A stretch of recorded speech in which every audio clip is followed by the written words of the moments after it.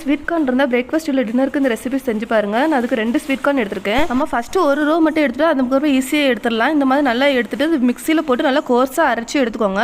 நான் ஒரு 3 table spoon ரவை ஆட் பண்ணியிருக்கேன். 3 டேபிள் ஸ்பூன் அரிசி மாவும் ஆட் பண்ணிக்கோங்க. நல்லா மிக்ஸ் பண்ணி விட்டுக்கோங்க. கொஞ்சமாக இஞ்சி, கொஞ்சமாக குடமிளகா, கொஞ்சமாக கேரட், கொஞ்சமாக பீன்ஸ், கொஞ்சமாக கொத்தமல்லி தழை கட் பண்ணி வச்சுருந்தேன், அதையும் ஆட் பண்ணிக்கிறேன். தேவையான அளவு உப்பு ஆட் பண்ணிக்கோங்க. 2 ஸ்பூன் தயிர் ஆட் பண்ணிக்கோங்க. கொஞ்சமாக சமையல் சோடா ஆட் பண்ணியிருக்கேன். நல்லா மிக்ஸ் பண்ணி விட்டுக்கோங்க.